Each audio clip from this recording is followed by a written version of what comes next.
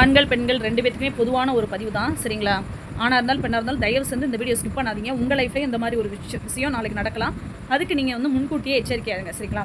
என்ன அப்படின்னு பார்த்தீங்க அப்படின்னா, என்னோடய ஃப்ரெண்டு வந்து ஒரு பொண்ணு, அவள் வந்து இன்றைக்கி எனக்கு கால் பண்ணியிருந்தா, அவள் லைஃப்பை சொல்லி அழுதுருந்தா. பட் நான் அவளுக்கு ஏற்கனவே சொல்லியிருந்தேன், எந்த ஒரு ஃப்ரெண்ட்ஷிப்புமே அளவோடு தான் இருக்கணும், லிமிட் மீறி போகக்கூடாது அப்படின்ட்டு. பட் அவள் கேட்கவே இல்லை. பட் அதோட விளைவு எனக்கு என்னாச்சு அப்படின்னா, அந்த பொண்ணோட வாழ்க்கையை இழந்து போய் வைக்கிறான். ரொம்ப முடியல. ஆமாங்க, இன்றைக்கி நிஜமாலே வந்து சிலர் வந்து நீங்கள் சொல்லலாம், என்னடா என்னோடய ஃப்ரெண்ட்லாம் அப்படி இல்லை இப்படி இல்லை அப்படின்ட்டு. காலங்கள் எப்படி இருக்குன்னு சொல்லவே முடியாது. இந்த சொல்லுவாங்க இல்லையா, கரைப்பார் கரைத்தால் கல்லும் கரையும் அப்படின்ட்டு.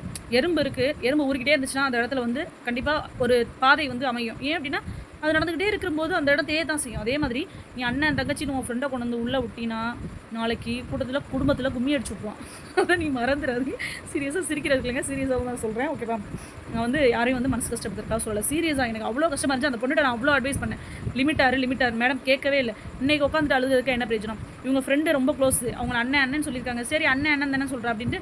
இந்த இவங்க எங்கள் அண்ணன் உங்கள் அண்ணன், அந்த பொண்ணோட ஹஸ்பண்ட் அண்ணனாக தான் பார்த்துருக்கு. ஆனால் இந்த அம்மா வந்து இவங்க ஹஸ்பண்டை வந்து அண்ணனாக பார்க்கல. அது வார்த்தையில் மட்டும்தான் அண்ணனா போயிருக்கு ஓகேவா. அது என்ன அப்படின்னு பார்த்தீங்க அப்படின்னா, அந்த இவளோட ஃப்ரெண்ட் இருக்கால, ஹஸ்பண்ட் வந்து அப்ராட் போயிட்டாப்ல. அப்போ கன்சீவாக இருக்கான்னு சொல்லியிருந்தா. அப்புறம் அபார்ட் ஆயிடுச்சு அந்த பாப்பா ஒன்றுக்கு. இதில் வந்து பாதிக்கப்பட்டது யார் நீங்களே சொல்லுங்கள் ஓகேவா. அப்போ அப்ராட் போயிட்டாங்க. இப்போ இந்த பிள்ளையோட ஹஸ்பண்ட் இருக்காங்களா, இவங்களுக்கும் அவங்களாம் பார்த்தா ஒரே கனெக்ஷன் ஆகி போச்சு அப்படின்னா, அண்ணன் தான் சொல்லியிருக்காங்க. அண்ணன் தான் அப்புறம் வந்து கடைசியில் அண்ணி ஆக்கிட்டாப்ல, அவ்வளோதான் சரிங்களா. இந்த பிள்ளை வந்து பார்த்தா பழகி அந்த அப்ராட் போயிட்டாப்லாம். அப்போ வந்து அந்த பொண்ணுக்கு அபார்ட் ஆயிடுச்சு. ஆனால் இப்போ அந்த பொண்ணு கன்சீவாக இருக்கான். எப்படி கன்சீவாக இருக்கான்னா, குழந்தைக்கு அப்பா யாருன்னு பார்த்தீங்கன்னா என் ஃப்ரெண்டோட ஹஸ்பண்ட். கதையை பார்த்தீங்களா. ஆமாங்க, இப்போ பையனே பிறந்துருச்சு, ஆம்பளை பையன் பிறந்திருக்கு. அதுவே பாவம் அந்த பிள்ளைக்கு இப்போ தான் தெரிஞ்சிருக்கு. அந்த பையன் பிறந்ததுக்கப்புறம் தான் என்ன சாயலில் இருக்குன்னு எல்லாரும் கேட்டிருக்காங்க. ஹஸ்பண்டு வந்து இந்த குழந்தைய தூக்கிட்டு போயிருக்காங்க. என் ஃப்ரெண்டோட ஹஸ்பண்டு சாயலில் இருக்குன்னு சொல்லவும் இவளுக்கு அப்போ தான் தோணியிருக்கு, ஆமா இல்லை அப்படின்னு. இவன் சொல்லியிருக்கான், இல்லை என்னையவே பார்த்து கன்சீவாக இருந்தனால அந்த பிள்ளை வந்து அந்த மாதிரி பிறந்திருக்கும் என் தங்கச்சிக்கு அப்படின்னு. அதையும் இந்த அம்மா நம்பியிருக்கு. அப்புறம் தான் ஒரு சில விஷயங்கள்லாம் ஃபாலோ பண்ணும்போது தெரிஞ்சிருக்கு. ஒரு டைம் இந்த அவங்க ஹஸ்பண்ட் வந்து ரெக்கார்ட் பண்ணி வச்சிருக்காப்புல, இவங்க 2 பேரும் ஒன்றா இருந்த விஷயத்தை பார்த்தோன்னே அந்த பொண்ணுக்கு தூக்கி வேறு அடிச்சிருச்சு. கேட்டதுக்கு சொல்லியிருக்கு, ஆமாம் அதுக்கு என்ன போ அப்படின்ட்டு. இல்லை நீ வந்து என் வாழ்க்கையை மாதிரி அந்த பொண்ணு, என் ஃப்ரெண்டு ரொம்ப அழுதுருக்கா. கடைசியில் பார்த்தீங்க அப்படின்னா, இவ அழுகிறான் இல்லையா, நீ வந்து நான் அவளை போய் கேட்பேன், அவள் கூட சண்டை போடுவேன்னு சொன்னோன்னே சார் வந்து பிளாக்மெயில் பண்ணுறதுக்காக நான் போய் சாகப்பேன் அப்படின்னு மிரட்டியிருக்காப்புல.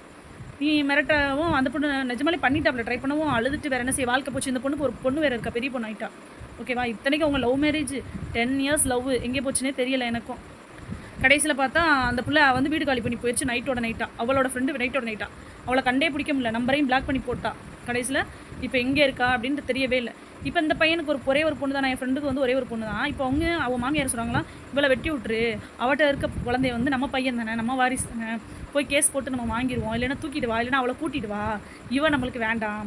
எப்படி இவன் நம்மளுக்கு வேண்டாம் அப்படி தான் வருது கதை பார்த்தீங்க அப்படின்னா. அப்போது இங்கேருந்து என்ன ஆகுது, இதில் பாதிக்கப்பட்டது யார் தெரியுமா, அந்த ஃபாரினில் இருக்க ஹஸ்பண்ட் நினச்சிருக்காரு நமக்கு பிறந்த குழந்தை அப்படின்னு. எப்படி நமக்கு பிறந்த குழந்தை அப்படின்னு. காதல் எங்கே போச்சு. நம்பி ஒருத்தன் வெளிநாட்டில் போய் ஃபாரினில் போய் வேலை பார்க்குறான். அவனோட காதலும் இங்கே செத்து போச்சு. தான் குழந்தைன்னு சொல்லி விடிய ரசிக்கிற குழந்தை அவனோட குழந்தை இல்லை. இப்போ இவளோட வாழ்க்கையும் போச்சு. இவளுக்கு ஒரு பெரிய பொண்ணு இருக்குது, வேறு வழியே இல்லாமல் டெய்லி சண்டை சச்சரவு, வேறு என்ன செய்ய முடியும், நீ ஏதாவது பண்ண நான் இது பண்ணிடுவேன் அப்படின்ட்டு. இப்போ ஹஸ்பண்ட் வந்து கோச்சிக்கிட்டு ஹஸ்பண்ட் வந்து அவங்க அம்மா வீட்டுக்கு போயிட்டாப்ல. அவங்க அம்மா என்ன சொல்கிறாங்க அப்படின்னா, நீ நம்ம பேரனை கூட்டிட்டு வா, அவளை கூட்டிட்டு வா. அந்த பொண்ணு சொல்லுது, நான் வரமாட்டேன், அவங்க கூட வந்து நான் கஷ்டப்பட விரும்பலை.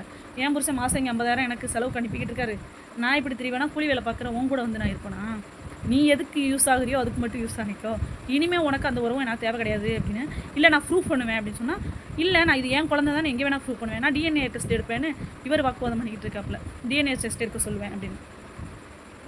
இப்போ யார் இல்லை ஏமாளி இருக்கிறா, பாதிக்கப்பட்டது 2 பேர் தெரியுமா. ஒன்று என் ஃப்ரெண்டு, இன்னொன்று அந்த ஃபாரினில் இருக்கா அண்ணா.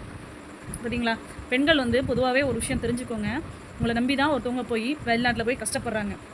நீங்கள் ஒரு உறவை பார்த்த உடனே போயிட்டீங்க அப்படின்னா, அவங்க சம்பாரித்து கொடுக்குற காசு பணம் உங்களுக்கு வேணும், ஆனால் அவங்களுக்காக வாழ மாட்டீங்க. உங்களுக்காக அவங்க கேட்டால் அந்தம்மா சொல்லுதா, அந்தம்மா என்ன சொல்லிச்சான் அப்படின்னா, சில பேர் சொல்கிறேன், அந்தம்மா இல்லை பொதுவாகவே சொல்கிறேன்னு வச்சுக்கோங்களேன்.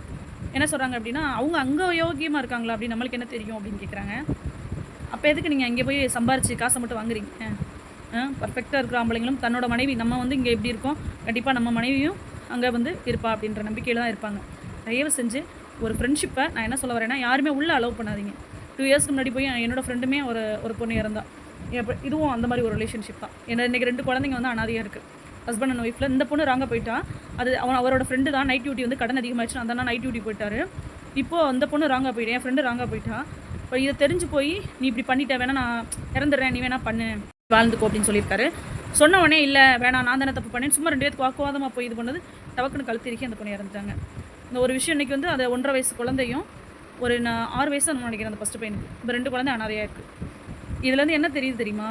பெண்களும் தங்களோட வாழ்க்கையை கெடுத்துக்கிறீங்க, ஆண்களும் பெண்களை வந்து இன்னொரு குடும்பத்தில் இருக்க பெண்களோட இயலாமையை யூஸ் பண்ணி நீங்கள் ஏதோ ஒரு வகையில் வந்து தப்பு பண்ணுறீங்க.